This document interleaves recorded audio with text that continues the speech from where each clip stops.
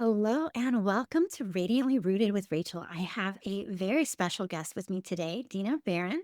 Welcome, Dina. Hi, Rachel. I'm so glad to be here. So, Dina is an intuitive guide, author, and life coach dedicated to helping women reconnect with themselves and live more authentically. She's the author of The Way Within, Igniting Your Intuition with Sacred Tools, and she uses tools like tarot and numerology to help women trust themselves and make grounded, confident choices in everyday life. At the heart of her work is mindfulness and self awareness. Dina has a beautiful way of helping women understand exactly where they are, emotionally and energetically, so they can set healthy boundaries and move forward with clarity and self trust. So I am so excited to connect with you, Dina. Sounds like the perfect conversation for Radiantly Rooted. I love it. And I would love to hear a little bit about your background and what brought you into the place that you're in now, this space. Well, yeah. So my approach blends grounded coaching with practical intuition. And I really want to meet life where women are. And I want them to learn to trust their inner voice and make choices that feel like home, not just what's expected. And how I came to this work was I spent my, fair share of time ticking all the right boxes. And I feel as though there's always been like like this sense of like emptiness when you do things out of obligation or out of, people pleasing or for reasons that are not necessarily rooted in what's important and aligned with who you are. So, what I learned was how to trust my intuition. And I began to trust those small, steady cues in my body. And that really changed everything for me. So now I want to help women who are doing the same to show them that intuition isn't just something that's mystical, it's a daily practice that can really bring us back to ourselves. Yes, and your story sounds so similar to mine. I did the exact same thing, checked all the boxes, built this life that I thought I was supposed to build, and then wound up feeling empty inside of it. Like it's this cage that I've built around myself so intentionally and so just by following the path that was laid out for me instead of the path that um I'd lost touch with what I wanted. I didn't even know what I wanted. And so when you encounter women like that who've lost their voice, who've lost their path, how do you start to guide them back to that place of intuition where they can even hear it in the first place? Yeah. First of all, I just want to acknowledge that's like that loss of touch within yourself. Like I feel as though many women that are moms, that are employees, maybe you're a caregiver to a parent or another family member. It's like we give ourselves away in so many different places in our lives, and we lose track of like what's important to us, and we are no longer at the top of our own list. I don't even know sometimes if we are on our lists at all because we have so many other things and people that we're taking care of. And how I bring them back is, there's this inner voice, um, that we have inside of us. And sometimes with all of this giving it away, it gets quieter. We lose ourselves to the shoulds and to the responsibilities and to the comparison of, what we're doing as opposed to what other people are doing. So, um, I want women to not only know like what's expected of them, because I feel as though we are all too aware of what's expected of us, but I want women to remember what it is that they truly want. My work is in sharpening their self trust, rediscovering their own guidance, and making choices that feel much truer and clearer to them. And actually, how I do that is through the use of a lot of the tools that I've built up over the years. I use astrology, numerology, tarot. Um, we work with the chakras, we work with the breath, we work with, turning inward, like the answers. I feel like when sometimes people come for a tarot reading, they're like, they think that I'm going to be giving them all the answers, and they really hate it when I tell them that I can share what I see, but the true answers lie within them. I think that's so powerful is that you can share what you see, but the true answers lie within them. And I think that I have to raise my hand here because I have been so guilty of this for so long, looking outside of myself, not only for answers, but for external validation that the answers they're starting to bubble up, these little intuitive nudges, I should say, Mhm. that they're bubbling up. And instead of automatically trusting it, like, "Oh, is it safe to trust that? Is it okay to trust that?" And then looking outside of myself, like, even once I start to hear my voice again, looking outward first, for that external validation to be like, okay, is it okay to feel that way? Is it right to feel that way? Or looking for someone else to guide me down my path instead of making the aligned choices myself. Yeah, feels overwhelming sometimes to make these big decisions on your own. And one of the things that I always say is intuition, like anything else, is like a muscle. So, like for example, we'll just now that I'm talking about muscles, we can talk about the gym. It's like when you go to the gym, if you go to the gym once and you lift weights, and if you've never lifted weights before, you're probably going to be very sore the next day or two, kind of thing. And then you're like, oh, I'm done with the gym. I'm strong enough. Well, no, it's like how you get stronger is by returning to the gym and keep lifting the weights. And soon your weights will be going up. And soon, you'll be doing things that you never thought you could do before. And when people come to you and they want to know, like, how do I trust this thing? How do I become quote unquote better at it? And it's like, well, the same way you become trusting of anything in your life, in the same way that you become better at anything, like, how do you become a better writer? You write. How do you become a better cook? You cook. How do you become a better, like, if you said to me, I want to run the marathon. Well, what are you going to start doing right now? You're going to start running because you have to start practicing so you can be better. So I feel as though when people come to you and they're like, well, how do I trust it? How do I know? Well, how you know is that you have to start trusting it. And maybe you don't trust it for like huge decisions in your life or like really big moments, but maybe like trust it when you go to the supermarket and you're like, okay, which line instinctively feels like it will move quicker, which will be the shorter line, or, just getting a feeling for like, what do you think is going to happen? Like intuitively, what do you think is going to be the outcome of a meeting that you're going to be engaging in?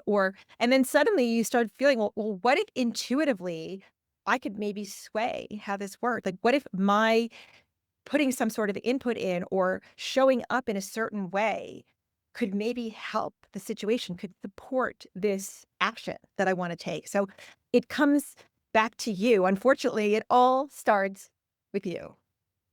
It does. It all starts with you. I like that. And one thing that I think that you pointed out so beautifully is how we struggle to allow ourselves to have that beginner's mindset. And if you think about it, when we're born, you don't come out just walking or running. You've got to learn to crawl first. And we don't have that same patience and understanding with ourselves. We want to go from the beginning to the end. We want to be the best at it. We want to be confident and comfortable. And that confidence and being comfortable, trusting comes from practice. It comes from allowing ourselves to go through falling down, being a beginner, starting from the beginning, starting somewhere, and then learning and growing as we evolve. Right. And I feel like to add to that, another thing is people are sometimes resistant to change. And some people are more resistant than others, but also sometimes change is labeled as bad or like I don't want or it's just too difficult or it feels uncomfortable. And that's what I really hit on as I feel like the most important thing. Like you have to be willing to be uncomfortable. If you want to lean into your intuition, if you want to do things that you haven't been doing previous to this moment, you have to be able to be willing to invest the mindset that it's possible that you can do this and that it's all going to be okay. Like, I think that we feel like I'm so comfortable in what I'm doing that if I do it another way, it's just not going to work the way I want it to. But if you don't do it another way, you're always going to get what you've been getting. You have like in order to have something you haven't had before, you have to be willing to do something that you haven't done before. That's the old adage that I like to fall back on. Yeah, and that's so true because change can be scary, and most of our life is on autopilot. I've been studying a little bit more about the Pareto principle lately, the 80-20 rule, where 80% of our life output or results, what we're seeing in our day-to-day life, comes from 20% of our actions. But most of us spend most of our time in the 80% of the actions that don't move the needle forward. So much of our life is spent in that autopilot where we're not making the small changes. And the thing is, it doesn't have to be a massive change in most circumstances. That small change, that little pebble, that little adjustment can have a ripple effect into your entire life. That 20%, that small little thing can have the biggest impact. And so It doesn't have to be scary. And we can feel the fear and we can do it anyway, as long as we're not putting ourselves at risk. I agree with everything you just said 1000%. And at the same time, like doing that 20%, doing that little thing, I feel as though it's sometimes hard to figure out what that little thing is, or doing something that is unknown or not yet done before feels scary. And that brings me to this whole idea that I have is like that in life, we either come from a place of fear or we come from a place of love. And when we come from a place of fear, everything feels tense and like work. But when we come from a place of love, it flows. So the question is, how can you get into the mindset that everything you're doing, every action you're taking, every movement and step and nudge, as you mentioned, that you take, how can you do that from a place of love? I think that is so powerful. And that is such a good way to reframe. It's not black or white, is fear or love. What is the energy behind this action that I'm taking or not taking? Exactly, like, a lot of times I will say to my clients, once again, they don't love when I start, when I kinda, like, put a thumbtack in them and put them on the wall there kinda thing, but I'm like, "What are you afraid of? Mm. What is the fear?" And they're like, "Well, it's not fear, it's" and they'll name something else. I'm like, "Right, but what's underneath that?" Like, what I wanna do is I'm gonna keep peeling back the layers until what is sitting at the very bottom of it is a fear. And a lot of times it's like fear of the unknown, fear of failure, fear of belly flopping in front of, in a very public way. And I understand those are all real fears. But like, what if you didn't try all the people? Like, what if Steve Jobs didn't try? Like, what if all these people that were like phenomenal creators in the world didn't try because they were afraid of the belly flop? And then we were all at a loss for that magical thing that they've done. That's exactly it. That's exactly it. We have no idea what the ripple effect of our own actions can be. And I love the peeling back of the layers. That's such a perfect visual for the work that we do because you can't know what you don't know. And as you start to uncover, you realize that it's not usually the surface level issue. It's something deeper than that. And then you go a little deeper and you realize, oh, there's more to it than this. And so it really is powerful work that you're doing.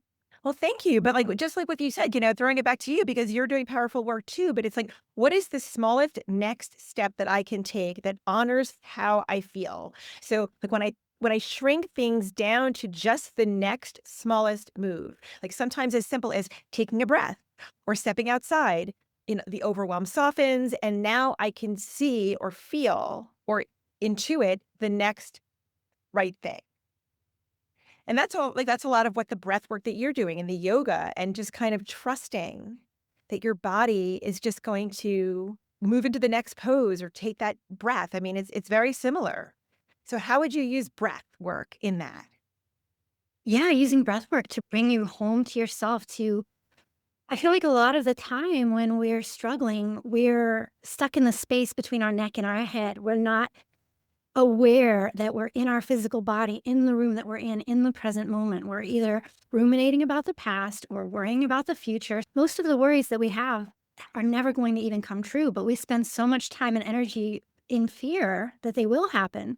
So, taking a long grounding breath, letting ourselves feel our feet and our body beneath us, letting ourselves feel the body move within us. And, like, to your point, I love how you said, just do the next smallest thing. Yeah, and I also like, and so like I feel like that comes along like with another thing. It's kind of like the somatic piece of it. It's like, so what does it feel like in my body? So this is also another simple invitation to step out of thinking. As you said, a lot of happens between our head and our neck. So get out of the thinking and into the present. I mean, how many times? I mean, I live in New York City and I see people walking around with their face in their phones. I mean, I've seen people fall off of the curb. I've seen people, like, do all kinds of ridiculous things because they're so focused on what's happening on the little screen in front of them. They're not participating in the world. So intuition is living in the body. It's not spinning in the mind. I guess this is like a whole other piece of it, but like disconnecting from everything else but what's going on in your body. And that takes practice and it takes allowing ourselves to be a beginner. And also, I just want to point out that it's that awareness first. like you said, the muscle, we can build that awareness muscle. So we start to catch ourselves when we're drifting, like, oh, I'm off in la la land again. I'm not even in my body right now. And bring that awareness to bring us back again and again so that we can tap into our intuition, so we can live more of the moments in our life being fully present and grounded. Yes, and self-trust can be a grounding tool, you know, because the deepest peace comes from inside of you, not from checking another box. No. And embodied intuition over endless thinking. I mean, I feel like, you know, when you listen to your body, your system calms down. And that's when clarity comes in. So, you know, the small next steps over perfection and hustle, I mean, that's why it's so easy to feel paralyzed. And like we're always, like you said, it's funny, an earlier podcast about like being ready. And I feel as though we're always waiting to feel ready. And, like, then my question is, I always it's funny, I have a client of mine, he always says to me, "Do you always answer a question with a question?" And I said, "Well, sometimes when it fits, you know, kind of thing." But I feel as though, like, what if you were already ready? What would your next action be then? That's true, and stepping into the role of the person who is ready. What does that person look like? How do they act? What actions and energy do they embody? And what pieces of that do you already have within you? What are you already embodying? And so then what is holding you back? Because pieces of you are already ready. Exactly, and I also believe, like, there's, like, this concept in coaching called future self. Mm. So, it's like your future self. So, if I'm, you know, like, who am I in 6 months? Who am I a year from today? Because I 'Cause I'm like a forever student, and I'm always, like, a big sponge. I wanna learn, I wanna grow, I want to expand. So, I feel as though, well, future me is gonna know more, is gonna be more skilled, is gonna be more experienced, is gonna be more knowledgeable kind of thing. So, it's like so my question is, what is future me doing? So what is future me's mindset? Like, what are like all these things? And then, so once you come to that decision about like all these things of what your future you is doing or saying or acting or wherever they are, how do you become future you? Well, you just start talking like that person, walking like that person, acting like that person. So all you need to do is figure out what's the next thing. Like, so if you're not there yet, picture you, like, will you be there in 3 months? Will you be there in 6 months? Like, how long will it take for you to be there, and what will it feel like? And embody that. I really love taking the time to feel into it. And I love, again, how you pointed out, like, we can visualize that gap. This is where we are now. This is where we are at some point off in the future. Most of the time, we're not going to jump straight from here to there. We've got to take the next step and then take the step after that, take the next step after that. We might take a step or two back here and there, and that's okay. That's part of the learning process. It helps us build those muscles back up so that we can go higher and further next time. Totally true. And, you know, what I really want is I wanna help women to slow down enough to hear themselves again, not by hustling or striving for insight, but by getting curious. Like, I feel like that word curious, it's like, "Huh, interesting. Huh, curious." Like, gently notice your own experience, you know, practicing everyday awareness. And that's how you begin to trust your own inner guidance, and decisions become less draining and more aligned with who you really are. So it's all a practice of turning into you, which is like you feel like the answers are out there when all we really need is already within us. And I feel like so many of us, to your point, we struggle to slow down. We wake up in the morning and we jump right into a to do list that was overly ambitious to begin with. Like you said, oftentimes we're not even on our to do list, or if we are, we're at the bottom, so we fall right off. And we need to create that space somewhere within our day to check in with ourselves, to tune in with ourselves, and to be able to grow that intuitive muscle so that we can slowly and mindfully make those more aligned decisions step by step so that we're not flowing through our lives on autopilot, so that we do create the space to slow down. And what I've found is that slowing down, it can feel counterintuitive, but it almost feels like it creates more space within your day instead of less. Once you get there, it's true. I think that like the initial act of slowing down is very challenging when you're used to moving at a certain pace. So, like, you know, was funny as you're talking to me, like, and sharing that, I was thinking to myself, like, what is a mindset shift? Like, how do you shift your mindset? Like, how would you recommend someone shift their mindset to a pace of slowing down? Like, what are some prompts that people could use to do that? And I find this a lot in my yoga classes because for Shavasana, our corpse pose at the end of practice, that can be the most challenging pose for so many people because it's uncomfortable for us to stop. It's uncomfortable for us to be still and be in that space of being instead of doing. And so, what I'll tell people is, feel into the support beneath you. Allow yourself to feel the breath move through your body. Allow your mind to follow the pattern of your breath. So, in daily life, if people are not comfortable slowing down, like you said earlier, the next smallest thing, you don't have to slow down for 20 minutes. Maybe you can take 30 seconds to connect with your breath. Maybe that 30 seconds builds up to a minute. When I first started meditating, I could not sit still to save my life. And so I committed to sitting down for 2 minutes, 2 minutes a day. That was all I had to do. And that built up over time to where now I can sustain a 20-minute practice. My mind still wanders, it always will, we're human. But start with the smallest thing that feels like it's just barely pushing you out of your comfort zone. And then once you build that muscle, move on from there. How about you? How do you help people in that space? I love that. Well, I feel it, clarity isn't something you find, it's something that you create.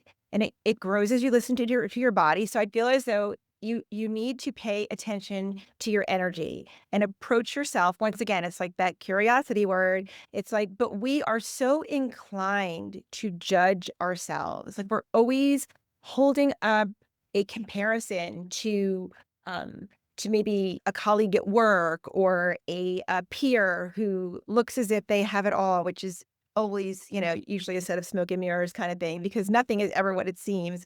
But you don't have to wait for a lightning bolt to to get clarity. I feel as though it comes one gentle moment at a time, but you do need to carve out time to do it like you. And like you, I started out doing like I would set my timer on my phone for 1, 2, and now I do like about a 10-minute meditation, but I do have a big monkey mind situation. But I remember was in a yoga class and the teacher said to me, "When you meditate, just keep saying to yourself, just this, just this." So it's like just this meaning just your breath, just this moment right now.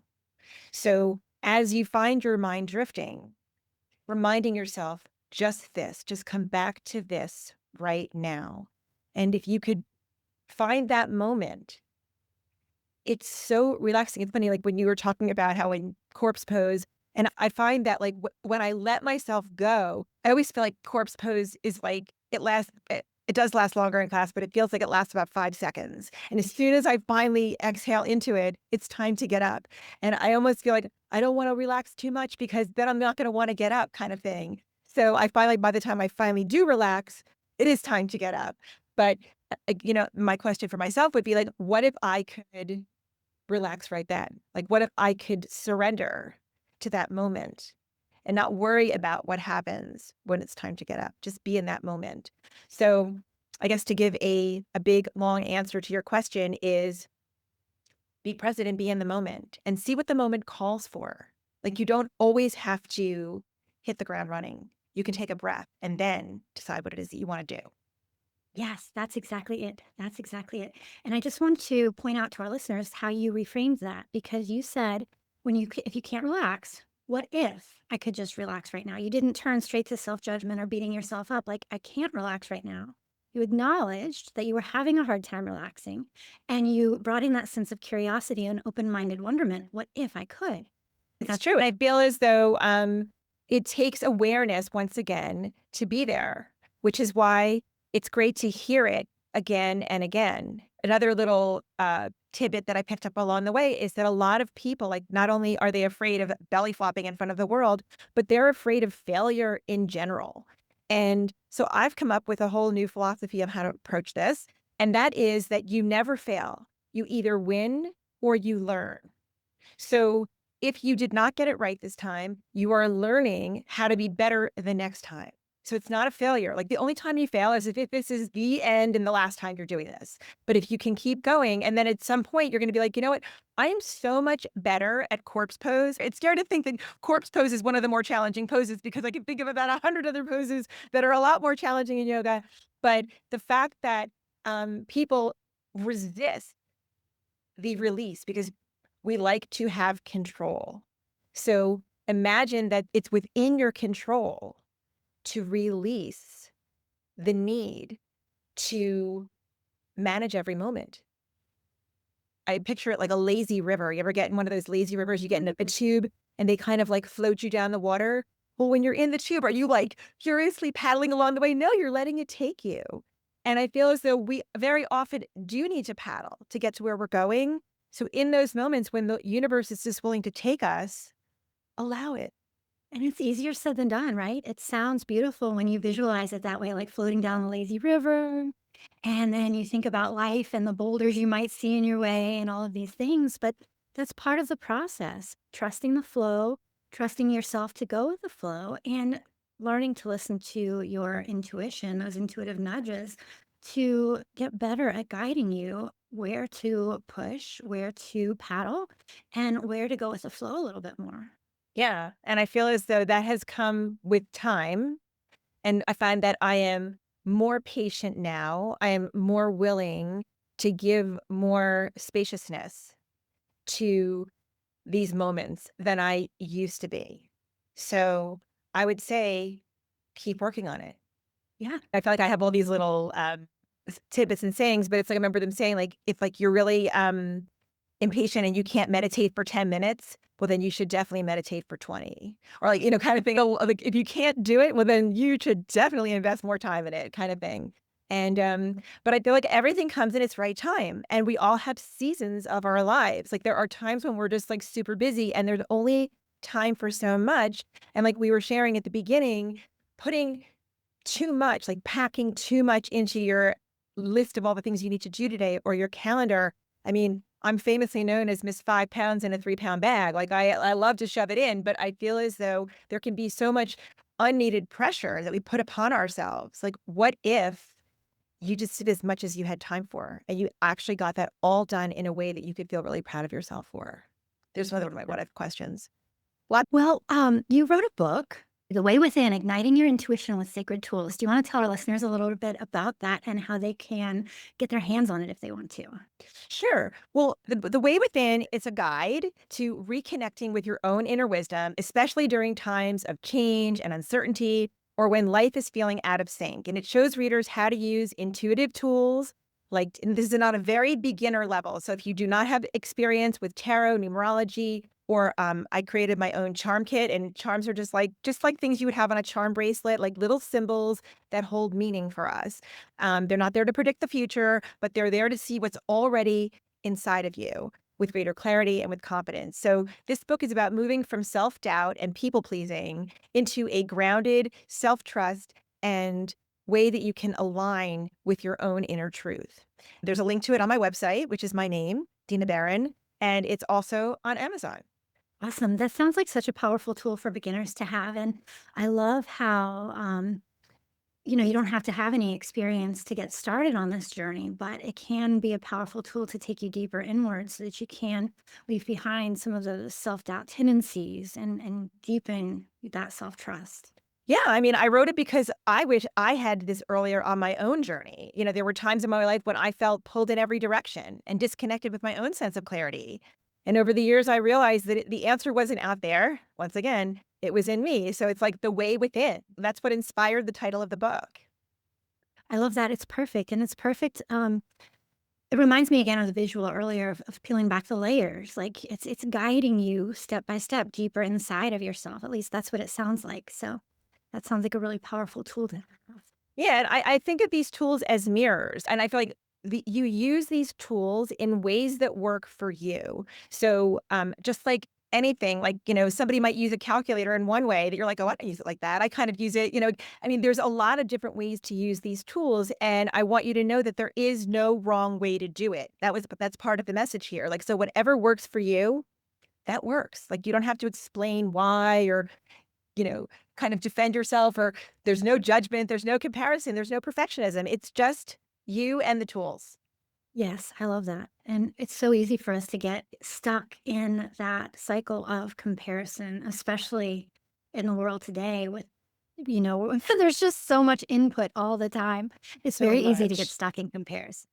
Yeah, it is. And one of the big takeaways from the book is learning how to distinguish between anxiety and intuition. Anxiety feels like noise. It's urgent, it's reactive, and it's often repetitive, where intuition feels more steady and clear and really body-based. So I think it's really important to know how to do these simple techniques that you can do, while you're waiting in line at Trader Joe's, or just sitting in your car at drop off for your kids or something like that. It's like there's a lot of different places you can use this that you don't even need to let anybody know that you're doing it, but you're taking care of you. Yes.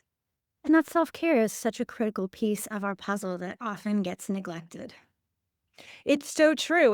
But we need to carve it out. Like, you need to be like, for example, if you had an appointment, if you had a dentist appointment, or if you had another commitment, you would be there because, and God forbid you not be there for an appointment that you were taking somebody else to, kind of thing.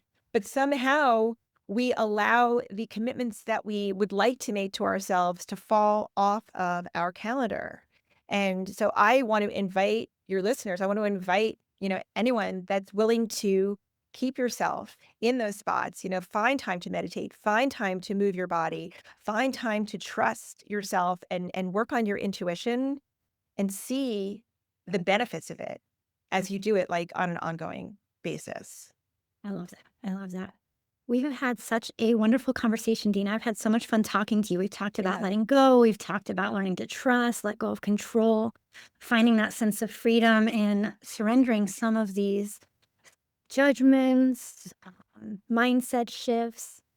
If you wanted to leave our listeners today with one final thought or something that's on your heart, I Yep. know you've shared some pretty powerful guidance here today, but one final little nugget of wisdom. Okay. So my final nugget is your inner guidance is your clearest compass. It doesn't speak in pressure or perfection. It's a quiet sense of resonance. It's a feeling that something is true for you. So when you slow down enough to notice that, life feels like it's moving with you, not against you.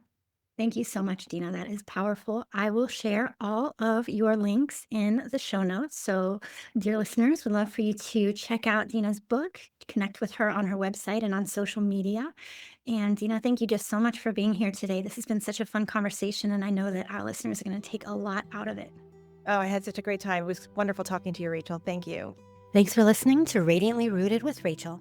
If this episode brought you a little more clarity, grounding, or inspiration, I'd love it if you shared it with a friend or left a quick review. It really helps more women find this space and feel supported on their own paths. And if you are craving more soulful support, head on over to rachelhupp.com to join my email list. That's where I send free resources, gentle guidance, and invitations to go deeper. Until next time, trust yourself and root in to what matters. Because the life you want, it starts by coming back home to you.